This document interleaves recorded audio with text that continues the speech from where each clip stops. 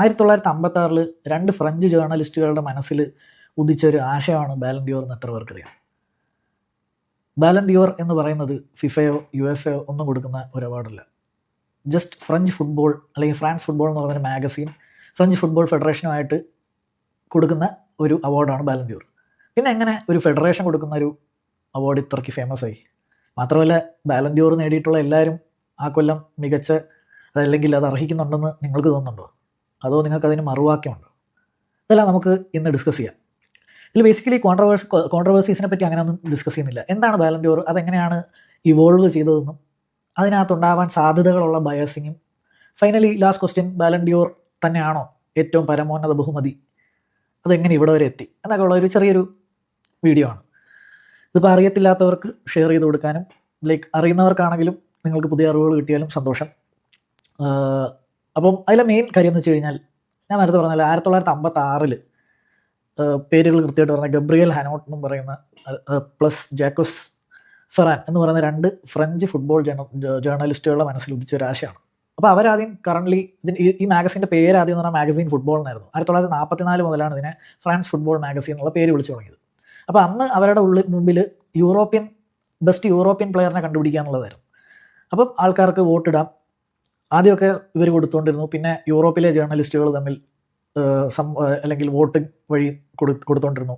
അവിടുന്ന് പയ്യെ ഇവോൾവ് ആയി 1995 വരെയായിരുന്നു യൂറോപ്പിൽ ഉള്ളവർക്ക് മാത്രം കിട്ടുന്നൊരു അവാർഡായിരുന്നു 1995. അതുകൊണ്ടാണ് നമ്മൾ മറഡോണയുടെയോ പെലെയുടെയോ പേരൊന്നും ഈ ബാലൻ ഡിയോറിൽ 1956 തുടങ്ങിയൊരു ബാലൻ ഡിയോർ ആയിട്ട് നമുക്ക് കേൾക്കാൻ പറ്റാത്തത്. 1956 സ്റ്റാൻലി മാത്യൂസ് എന്ന് പറഞ്ഞ ബ്ലാക്ക് പൂളിൽ കളിച്ചിരുന്ന ഒരു ഇംഗ്ലണ്ട് പ്ലെയറാണ് ആദ്യമായിട്ട് ബാലൻ ഡിയോർ സ്വന്തമാക്കിയത്. അവിടുന്ന് പിന്നീട് റെയ്മണ്ട് കോപ്പ എന്ന് പറയുന്ന, ഇപ്പോൾ നിങ്ങൾക്കറിയാം കോപ്പ ട്രോഫി അണ്ടർ 21 ബെസ്റ്റ് പ്ലെയറിന് കൊടുക്കുന്നതാണ് കോപ്പ ട്രോഫി. അപ്പോൾ റെയ്മണ്ട് കോപ്പ എന്ന് പറയുന്ന ഫ്രഞ്ച് ഫുട്ബോൾ ഇതിഹാസം, റയൽ മാഡ്രിഡ് ഇതിഹാസത്തിൻ്റെ പേരിലാണ് ആ കോപ്പ കൊടുക്കുന്നത് 2018 തൊട്ട്. വൈ ബിക്കോസ് 2017 പുള്ളി മരിച്ചുപോയത്. സോ അവിടുന്ന് പുള്ളിക്ക് ഒരു ആദരവായിട്ടാണ് കോപ്പ ട്രോഫി ഇൻട്രൊഡ്യൂസ് ചെയ്തത്. 1957 റെയ്മണ്ട് കോപ്പ, 58 റെയ്മണ്ട് കോപ്പ മൂന്നാമത്തെ ബാലൻ ഡിയോർ സ്വന്തമാക്കുന്ന പ്ലെയറുമായി, first French to win the Ballon ഡിയോറുമായി. അപ്പോൾ നമ്മൾ ഫ്രാൻസ് ഫുട്ബോളാണ് ബാലൻ ഡിയോർ കൊടുക്കുന്നതെന്ന് ഞാനൊരു 7-8 കൊല്ലം മുന്നെയാണ് അറിഞ്ഞത്. ഞാൻ അതുവരെ വിചാരിച്ചിരുന്ന ഫിഫയോ യുഎഫയോ പോലത്തെ, അതായത് മെയിൻലി ഫിഫയാണ് കൊടുത്തുകൊണ്ടിരുന്നതാണ് ഞാൻ വിചാരിച്ചത്. അവർ കൊടുക്കുന്ന ഒരു അവാർഡ് എങ്ങനെയാണ് ഗ്ലോബലി ഇത്രയ്ക്ക് വേൾഡ് ഫേമസ് ആയത് എന്നൊക്കെ ആലോചിച്ച് നോക്കുമ്പോഴത്തേക്കും ഇതിൽ മെയിനായിട്ട് പറയാനുള്ള റോക്കി ബായ് ഒക്കെ പറയുന്ന പോലെ സിൻസ് 1990 എന്നൊക്കെ പറയുമ്പോൾ അതിനൊരു വിലയുണ്ട്. എല്ലാ ബിസിനസ് ആയിക്കോട്ടെ എന്തിലും ഈ സിൻസ് ഏത് കൊല്ലം തൊട്ടുണ്ടെന്ന് പറയുമ്പോൾ അതിന് ക്രെഡിബിലിറ്റി, ലെഗസി ഒക്കെ കൂടും, ട്രഡീഷനാകും. സോ 1956 മുതൽ എന്ന് പറയുമ്പോൾ തന്നെ അതൊരു ലെഗസിയും ട്രഡീഷനായി. അന്ന് മുതൽ ഇവർ കൊടുക്കുന്നത് എല്ലാ കൊല്ലവും തുടർന്നു. അതിൽ 2020 ഇവർക്കൊരു ബ്രേക്ക് വന്നു. പക്ഷേ അങ്ങനെയാണ് അതിന് ഒരു ഇമ്പോർട്ടൻസ് ആർജിക്കുന്നത്. ഇനി അവിടുന്ന് നേരെ പോയി കഴിഞ്ഞാൽ, ഞാൻ നേരത്തെ പറഞ്ഞ 1995 വരെ യൂറോപ്യൻ പ്ലേയേഴ്സിന് മാത്രമേ കൊടുക്കാറുണ്ടായിരുന്നുള്ളൂ. അവിടുന്ന് ഒരു മാറ്റം ഉണ്ടായത് 1995 അവർ ഡിസൈഡ് ചെയ്യുന്നു, ഞങ്ങൾ യൂറോപ്പിൽ കളിക്കുന്ന ബാക്കി ഭൂഖണ്ഡത്തു നിന്നുള്ള ആൾക്കാരെയും കൺസിഡർ ചെയ്യും എന്നുള്ള രീതിയിലായി. അങ്ങനെ ജോർജ് വിയ എന്ന് പറയുന്ന ലൈബീരിയൻ ഫുട്ബോളറാണ് ആദ്യമായി non European to win Ballon d'Or ആയത്. അവിടുന്ന് പിന്നീട് നിങ്ങൾക്കറിയാം ഒരുപാട് ബ്രസീലിയൻ പിള്ളേരടിച്ചു.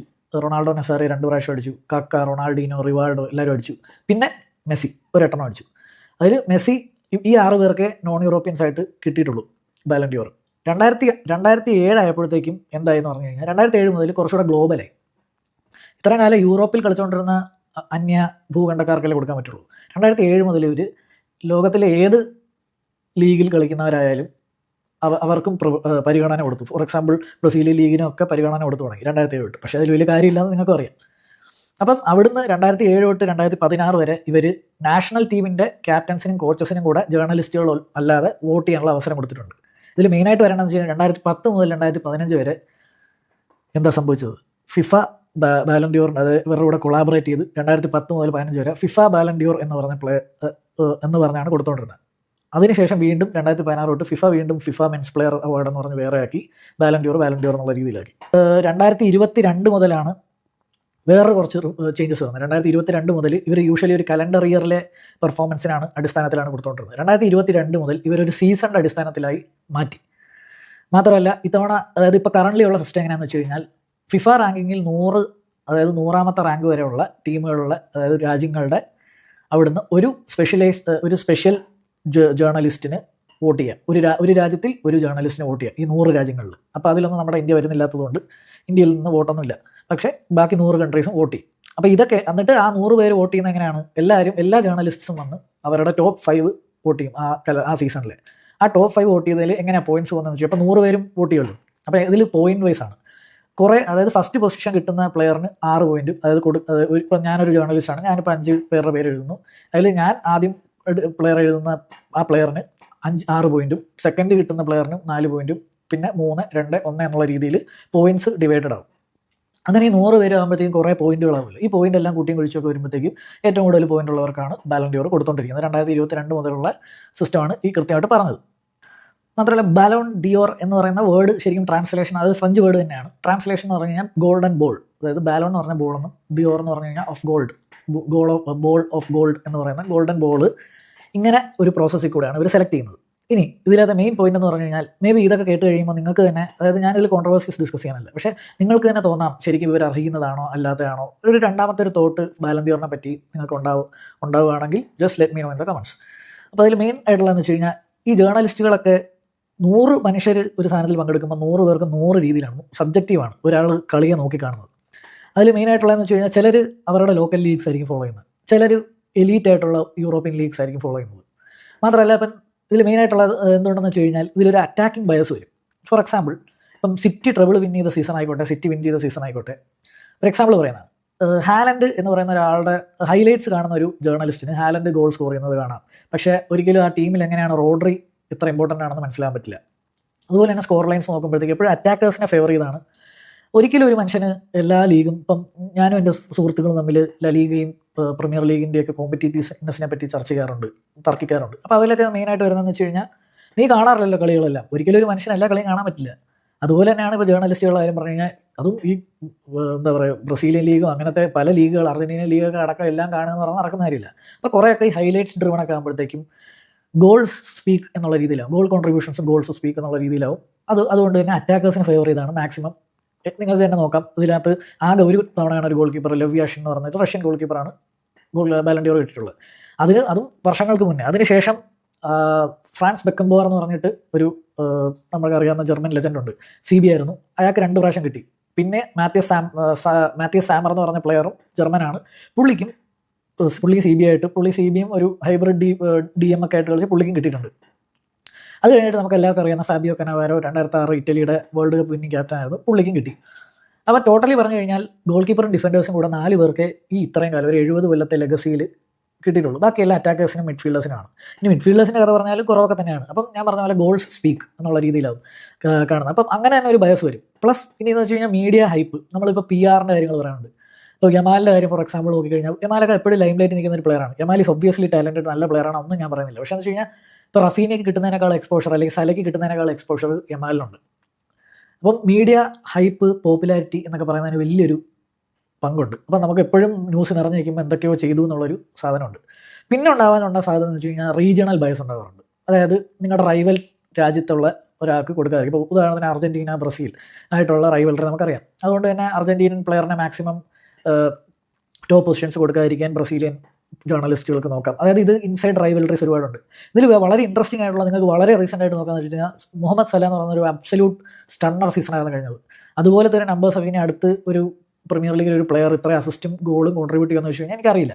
അപ്പോൾ അത്രത്തോളം ഒരു സ്ട്രോങ് ആയിട്ടുള്ളൊരു സീസൺ കഴിഞ്ഞിട്ട് പോലും ടോപ്പ് 5 ഒരു ആഫ്രിക്കൻ ജേർണലിസ്റ്റുകൾ പോലും, ഒബ്വിയസ്ലി ഈജിപ്തിലെ ആൾക്കാർ കൊടുത്തു കാണും, ബട്ട് ഒരു ആഫ്രിക്കൻ അല്ലാത്ത രാജ്യങ്ങളിലെ ജേർണലിസ്റ്റ് പോലും സലയ്ക്ക് ടോപ്പ് 5 ഒരു സാധനം പോലും കൊടുത്തില്ല എന്നുള്ളതാണ്.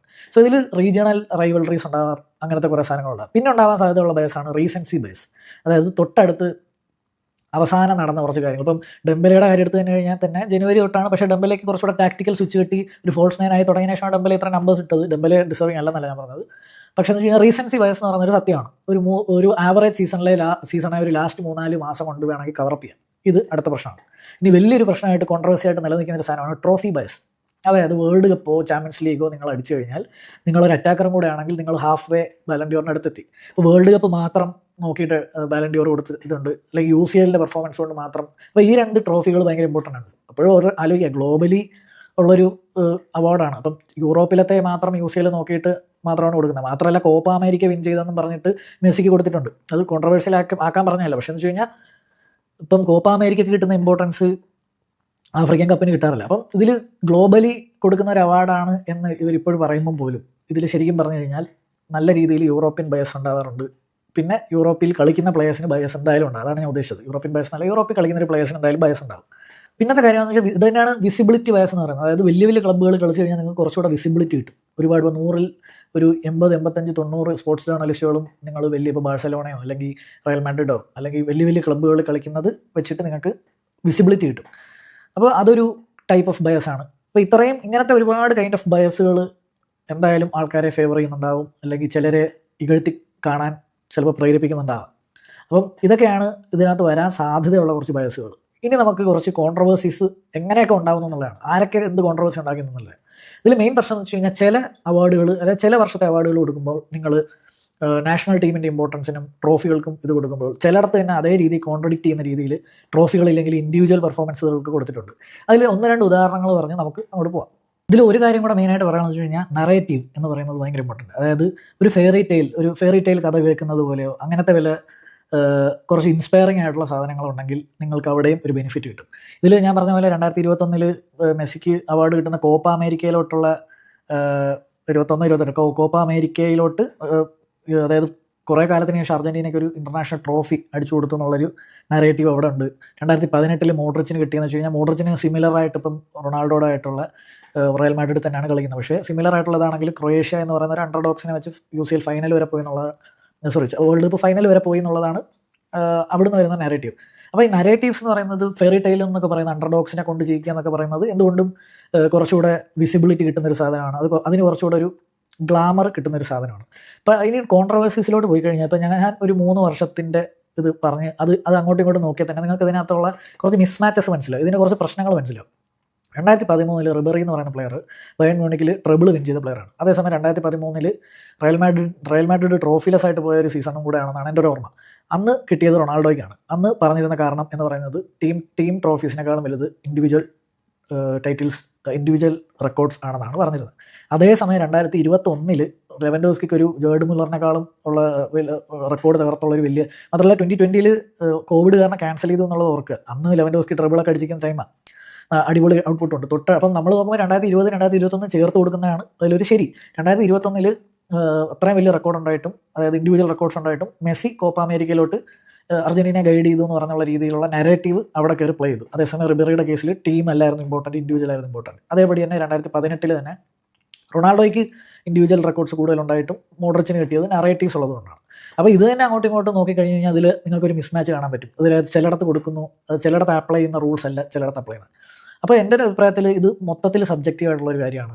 എന്തുകൊണ്ട് ഇതിന് ഇത്ര ഹൈപ്പ് കിട്ടുന്നു എന്ന് വെച്ച് കഴിഞ്ഞാൽ ഞാൻ പറഞ്ഞ പോലെ ലെഗസി, ട്രഡീഷൻ, പിന്നെ mainly players care about this as long as people care about this അതാണ് എനിക്ക് തോന്നുന്നത്. അപ്പോൾ ബാലൻഡിയോർ പോലത്തെ ഒരു ഭംഗിയുള്ളൊരു ട്രോഫിയും കൂടെയാണ്. അപ്പം എല്ലാ പ്ലെയേഴ്സിനും ഇൻഡിവിജ്വലി ആലോചിക്കുമ്പോഴത്തേക്കും ബാലൻഡിയോർ അടിക്കണമെന്നാണ്.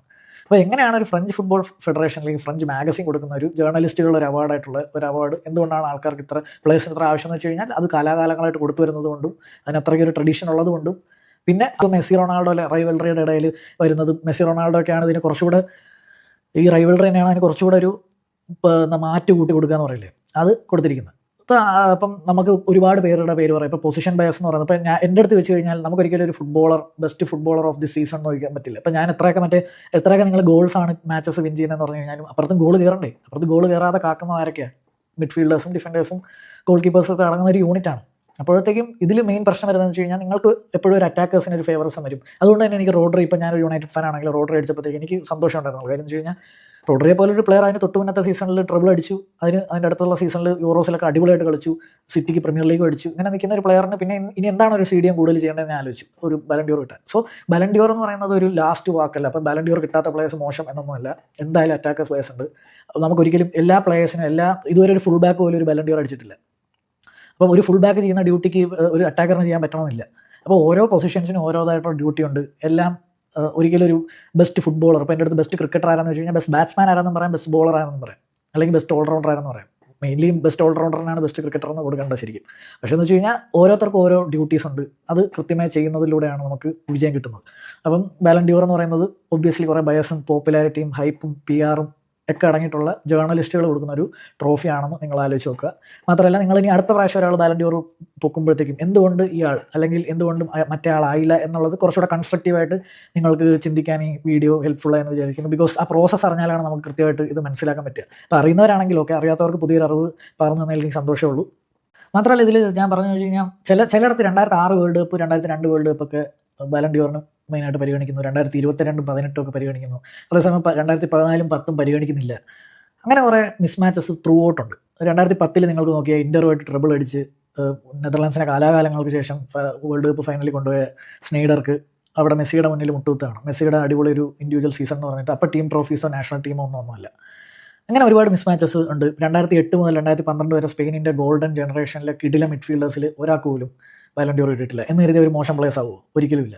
പക്ഷേ ഇതിൽ ഈ ബാലൻ ഡി ഓർ എത്രത്തോളം സെലിബ്രേറ്റ് ചെയ്യപ്പെടുമോ അത്രത്തോളം നമ്മൾ ഒരുപാട് നല്ല പ്ലേയേഴ്സിനെ ലീവ് ബിഹൈൻഡ് ചെയ്യുന്നു പല പൊസിഷൻസിലുള്ളതെന്ന് നമ്മൾ ആലോചിക്കുക. കാര്യം ഇപ്പം തന്നെ ഞാൻ പറഞ്ഞ കുറേ കോൺട്രവേഴ്സീസ് എന്ന് പറഞ്ഞ് ഞാൻ തൊട്ടുപോയ കാര്യങ്ങൾ ഒരു 20 കൊല്ലത്തിൻ്റെ അകത്തുള്ളൊരു സാധനങ്ങളാണ്. നമുക്കറിയില്ല 1980-ലും 90-കളിലൊക്കെ വേറെ എത്ര പ്ലേയേഴ്സ് ഇതേപടി അർഹിച്ചും, അതായത് പൊസിഷണൽ ബയസ് കാരണം, നിങ്ങളൊരു അറ്റാക്കർ അല്ലാത്തത് കാരണോ ഒക്കെ ചിലപ്പം നല്ല ഇത് പോയേക്കാം. ഒരു എക്സാമ്പിൾ പറഞ്ഞാൽ 2025 വിറ്റീനിയ എന്ന് പറയുന്നത് വേൾഡ് ക്ലാസ് ആയിരുന്നു. പക്ഷേ എന്ന് വെച്ച് കഴിഞ്ഞാൽ ഒരു 10, 15, 20 കൊല്ലം കഴിഞ്ഞിട്ട് 2025 ഒരാൾ 2045 ഒരാൾ വിക്കിപീഡിയ ഒക്കെ നോക്കുമ്പോഴത്തേക്കും 2025 ഡെമ്പലെ എന്നേ നോക്കുകയുള്ളൂ. അല്ലാതെ ആ സമയത്ത് റഫീന ഉണ്ടെന്നോ സാല ഉണ്ടെന്നോ വിറ്റീന ഉണ്ടെന്നോ യമാൽ ഉണ്ടെന്നോ ആരും ശ്രദ്ധിക്കില്ല.